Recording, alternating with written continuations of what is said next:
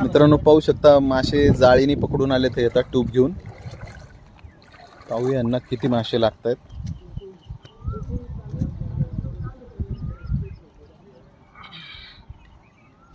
अरे वा वा वा मस्तच.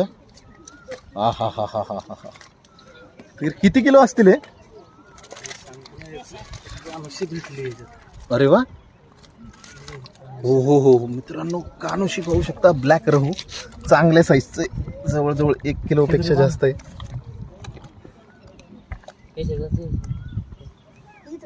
भरपूर मासे भरपूर चिलापी पण मोठ्या साईजची आहे. आणि डेक्कन कार्प कवडसची साईज बघा. आणि कोळस पण पाहू शकता. कोळसची साईज काटा लागला.